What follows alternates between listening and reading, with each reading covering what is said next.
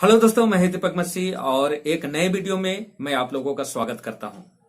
दोस्तों, यह वीडियो में मेरे जो बाइबल स्टडी ग्रुप है उनके डिमांड पर बना रहा हूं और इस वीडियो में हम दानियल 7 अध्याय के चौथे जंतु के बारे में डिटेल स्टडी करने वाले हैं। तो समय का ध्यान रखते हुए सीधे हम दानियल 7 अध्याय में जाते हैं और जब हम 7 पद को पढ़ते हैं तो कुछ इस तरह से लिखा हुआ मिलता है। फिर मैं रात के दर्शन में देखता रहा और देखो, एक चौथा जंतु था जो भयानक, डरावना और बड़ा शक्तिशाली था और उसके बड़े बड़े दांत लोहे के थे। वह निगल जाने वाला, चूर चूर कर डालने तथा शेष को पैरों तले रौंद डालने वाला जंतु था। वह पहले के सब जंतुओं से भिन्न था और उसके 10 सींग थे। तो दोस्तों, दानियल 7 अध्याय एक प्रोफेसी है और प्रोफेसी में जितने भी सैम्बल्स है उसका लिटरल मीनिंग टोटली डिफरेंस होता है। लेकिन घबराने की बात नहीं है, क्योंकि इसका क्लू इसी बाइबल में मिलता है। और इस चौथे जंतु के बारे में इसी दानियल 7 अध्याय का 23 और 24 पद में दिया हुआ है। उसने ऐसा कहा, चौथा जंतु पृथ्वी पर चौथा राज्य होगा जो दूसरे राज्यों से भिन्न होगा और सारे पृथ्वी को नाश करेगा तथा उसे रौंद कर चूर चूर कर डालेगा।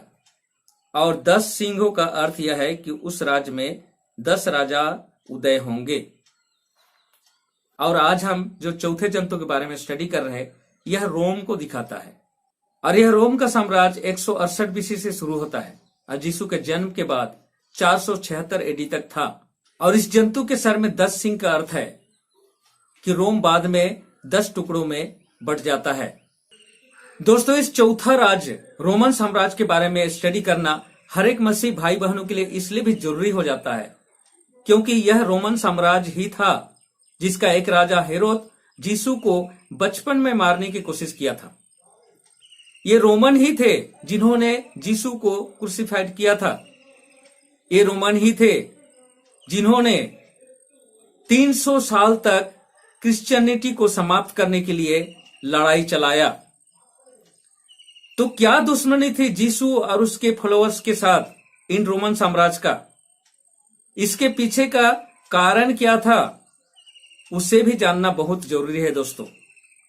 और उसे जानने के लिए हमें प्रकाशित वाक्य की पुस्तक 12 अध्याय में जाने की जरूरत है। जब हम प्रकाशित वाक्य की पुस्तक 12 अध्याय में जाते हैं, जहां पर कुछ इस तरह से वर्णन मिलता है। फिर स्वर्ग में एक बड़ा चिन्ह दिखाई दिया। एक स्त्री सूर्य पहने थी, उसके पैरों के नीचे चंद्रमा तथा सिर पर 12 तारों का एक मुकुट था। वह गर्भवती थी तथा बच्चे को जन्म देने के लिए प्रसव पीड़ा के कारण चिल्ला रही थी। तो दोस्तों, प्रोफेसी में जो सैम्बल्स है उसका लिटरल मीनिंग अलग होता है।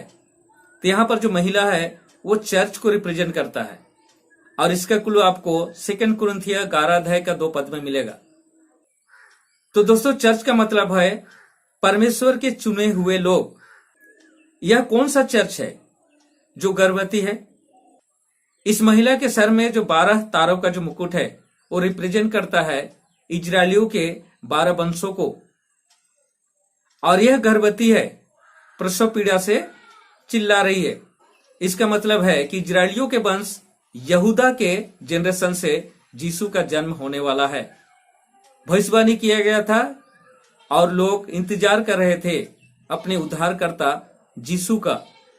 जब हम 3 पद को पढ़ते हैं तो लिखा है, एक और चिन्ह स्वर्ग में दिखाई दिया और देखो, लाल रंग का एक विशाल अजगर था। उसके 7 सिर और 10 सींग थे तथा उसके सिरों पर 7 मुकुट थे।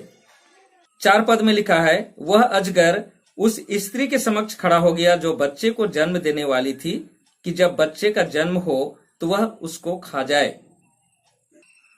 तो यहां पर वह अजगर कौन है, किस चीज को दिखाता है? जो उस महिला के सामने खड़ा हो गया कि उसका बच्चे को खाए। तो महिला रिप्रेजेंट करता है यहूदा के वंशज को, जिसके माध्यम से यीशु का जन्म होने वाला था। और उस समय यीशु को मारने के लिए कौन तैयार था? रोम साम्राज्य। और उसका राजा हेरोद इंतजार कर रहा था कि कब यीशु का जन्म हो और उसे मार सके। तो यहां पर जो ड्रैगन है वह दानियल 7 अध्याय के चौथे जंतु को दिखाता है, यानी वही रोमन साम्राज्य है। यहां पर लेकिन इसके पीछे कौन था वो हमें जानने की जरूरत है दोस्तों। और इसको जानने के लिए हमें 7 पद से पढ़ने की जरूरत है, जहां पर लिखा है, फिर स्वर्ग में युद्ध हुआ, मिकाइल और उसके दूत अजगर से लड़े। अजगर और उसके दूत भी लड़े, परंतु प्रबल ना हुए। फिर उन्हें स्वर्ग में स्थान ना मिला। तब वह बड़ा अजगर नीचे गिरा दिया गया, अर्थात वही पुराना सांप जो इब्लिस और शैतान कहलाता है और जो संपूर्ण संसार को भरमाता है, वह पृथ्वी पर नीचे गिरा दिया गया और उसके साथ उसके दूत भी गिरा दिए गए। इन वचनों से यह क्लियर हो जाता है दोस्तों कि स्वर्ग में जो लड़ाई हुई थी वह यीशु और लूसीफर के साथ हुआ था और यीशु के दूत और लूसीफर के दूत के साथ हुआ था, जिसे स्वर्ग से नीचे गिरा दिया गया और लूसीफर और उसके दूत इस पृथ्वी पर रोम ही था जिसे अपना हेडक्वार्टर बनाए हैं। तो दोस्तों, यीशु के मारने के पीछे रोम का राजा हेरोद का हाथ नहीं था, बल्कि उसके पीछे का जो मास्टरमाइंड था वह लूसीफर है, जो यीशु को मारना चाहता था। और लूसीफर ही था जिसने रोमन साम्राज्य के माध्यम से यीशु को क्रूसिफाइड किया था। तो दोस्तों, स्वर्ग में जो लड़ाई शुरू हुआ था वह खत्म नहीं हुआ है, उसका सिर्फ बैटलफील्ड चेंज हो गया है। यह पृथ्वी अब वह बैटलफील्ड है और शैतान अपना हेडक्वार्टर उसी रोम में बनाकर रखा है और रोम के माध्यम से अपना युद्ध जारी रखा है। तो दोस्तों, यहां पर क्लियर हो गया कि रोमन साम्राज्य को लीड करने वाला बैकग्राउंड प्लेयर शैतान है, यानी लूसीफर। और लूसीफर ही यीशु के अगेंस्ट में अपना लड़ाई जारी रखा है। तो आज का स्टडी हम यहीं पर क्लोज करते हैं। इसके बारे में और डिटेल अगर आप लोग जानना चाहते हैं तो कमेंट करके मुझे बताइए, ताकि मैं उस पर भी वीडियो बना सकूं। तो मिलता हूं अगले वीडियो में, तब तक परमेश्वर के आशीषों का आनंद उठाइए। परमेश्वर आप लोगों के साथ हो। धन्यवाद।